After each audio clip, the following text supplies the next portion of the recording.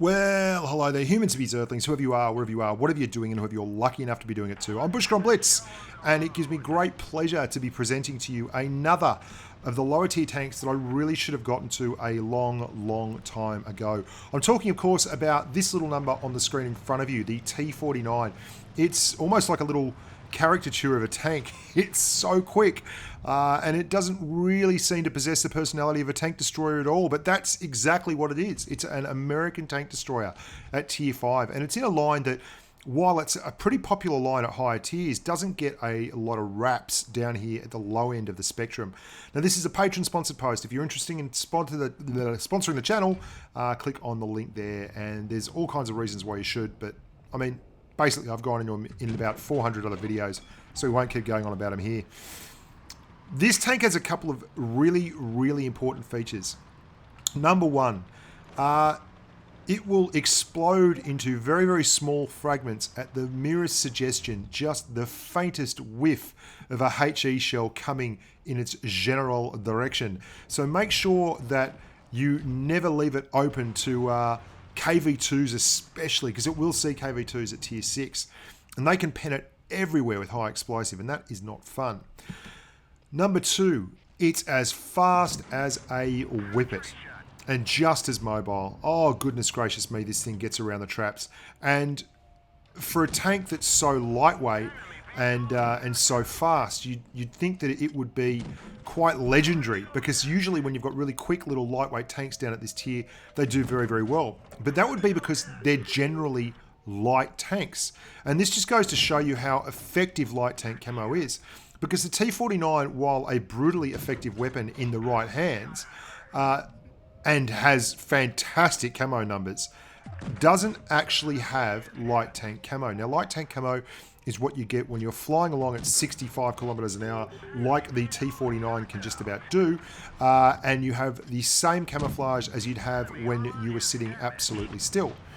That's not the case here. The T49, being a TD, just like any other tank outside of a light, as soon as it fires, its camo drops to next to nothing. But that's really all you've got. And you can see here I'm isolating this Panzer 3/4 so the M4 can't hit me at the same time. You're going to have to learn to be a sneaky bugger in this thing. It's a great tank, it's a fun tank, and it's a sneaky tank, but it is not a tank that you can at all be aggressive in and lead the charge with until all the tanks on your team are engaged, or all the tanks on the enemy team are engaged or spotted, or you've at least got a general idea on where they are. Because if you're not sneaking in this thing, you are going to get absolutely 100% wrecked. And the hallmark of all the gameplay that I'm going to show you in this is me being just a completely sneaky little dog and running around behind other tanks and behind objects and at distance and at range and on speed, at speed, not on speed. It's not a drug-taking tank, and just doing my level best to be a pest.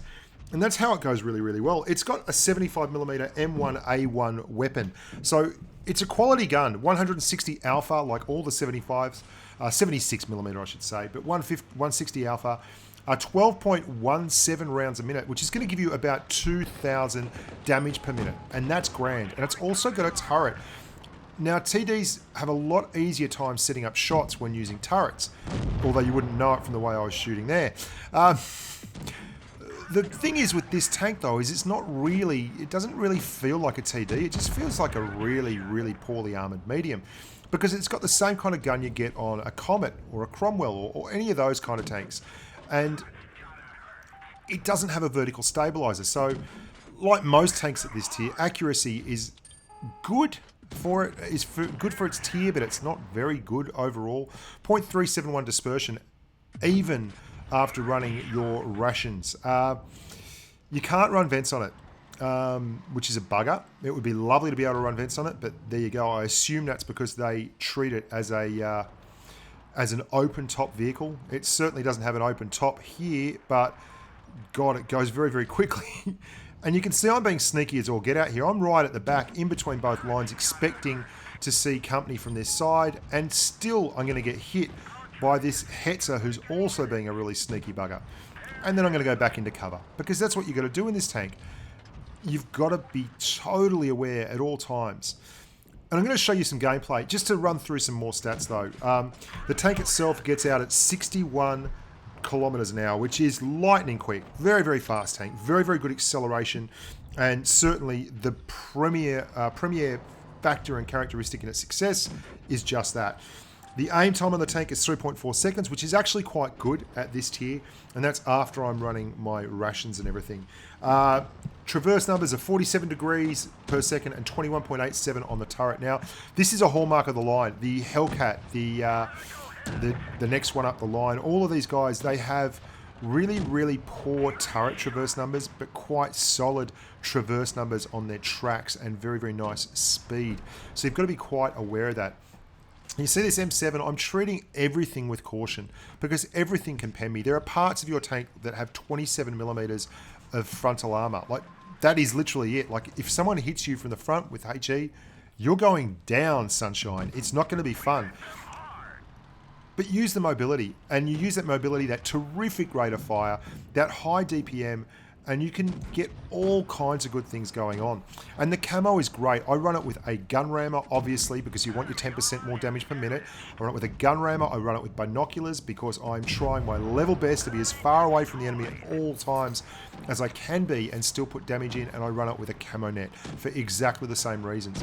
And you can see, unlike most TDs, I'm getting side shots on these tanks, which is pretty hilarious. That's the M7, which is part of the new American light/medium/heavy/light/medium/heavy line, which doesn't really know whether it's Arthur or Martha. And I'm able to move around and quite comfortably compete with him on a mobility basis. And that's a big thing for a TD. And that's where you should really be looking at doing your best work. Now I'm going to move up on this Hetzer. I'm going to stay on his flank, and I'm going to try and get shots where he can't see me and I can see him. And really, that's what you want to be doing with this tank at all times. I'm going to show you one more game. And I want you to be aware, I'm going to be doing a lot more of these lower tier reviews too. We're going to get to the M60 and that fantastic controversy-ridden tank, and lots of other higher tier stuff that hasn't been touched. But I've got over 400 videos on channel, well over 400 now, and not enough of them are these guys here, the tier 5, the tier 4, the tier 3s, because I've been a little bit, how would you say this? A little bit indulgent, a little bit self-indulgent, and I've only been really playing the tanks that I get a lot of giggle from. And I don't tend to go lower tier stuff just because the challenge isn't as good as it is at the higher tiers. But I've actually found I've got a bit of a soft spot for some of these tanks, namely the Panzer IIIA, which I just reviewed, and the T49. The 49, if there was one thing that disappointed me, it was the accuracy. I thought it would be more accurate, and I'd love it if you could get a V-stab on any of these TDs with turrets, like the T30 and so, but I guess it just wouldn't be fair. You can see that's 3 on 6, but we're at lower tiers. Now, something you're going to learn about tier 3, tier 4, tier 5, and it really take this to heart. You cannot take for granted that anyone is going to actually just get up and carry you, and you don't want to sell your hit points very cheaply. Now, we have 3 on 6 down to 3 on 5. If I was just to push up here, those 2 KV1s could make very, very short work of me. And you can see I've been spotted there. Really surprised that KV1's caught me out. And I'm going to use what is a very, very quick little tank just to get the hell out of dodge and relocate around the corner. Now, KV1 has finally gotten off the back wall where he was sniping, and that's why I'm saying at tier 5, take nothing for granted, because there is absolutely no way you can be sure the guys in your team are actually going to do anything remotely along the lines of what they should be doing. And I'm just keeping an eye on here, seeing if there's not a chance to reset the cap. Don't like that look. 70 seconds is down, and we lose another tank. Now 3 on 4. I'm still moving into position on the far flank, and this is why this tank, look at this thing go. Absolutely going like the clappers. And it's not a joke when I say that this thing is an absolute viper when you get in a good position. And there we go. We're now in a really good position. And watch the T49 go to work. Very low slung, very, very good camo. We've got our camo net on. We've got our binoculars on. And we are literally just filling these guys up at range without them getting any shots on us at all. And that's the other thing you're going to find at this tier is a lot of guys just don't have their crews at top skill. That means their view range and such is actually quite low. And there you go, I'm finally spotted. And it's down to 2 on 3. So you can see, now it's 2 on 2. So you can see what I mean. You do not take anything for granted at this tier. And we're going to try and track that KV-1 and then move into hard cover. He doesn't have a fantastic gun, the KV-1, in terms of accuracy, and certainly not in terms of DPM. He can't hold a candle to me at all. So what we're going to do is just keep filling him up and using this hard cover here. And every time he comes around, we're going to hold and not give him anything. You can't side scrape this tank. We're just putting him in a position where we're going to let our teammate, who actually took forever to get there, do some damage to him, step up and hit him again. Now we don't get through, that's fine, but we're in a really good spot. He still doesn't have a shot on us, and there we go. And this is why this tank is such a great little Viper. You've got to watch out for that HE shell. If it comes through, it can still wipe you out. You don't have a lot of hit points, but you certainly have a lot of ticker and a lot of heart.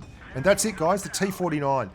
Be sneaky, be aggressive, be a really cool cat, and you'll have a tremendous amount of fun in this tank. Look forward to seeing you out there on the battlefield. A lot more in the very near future. I'm Bushgron Blitz. Until next time, bye for now.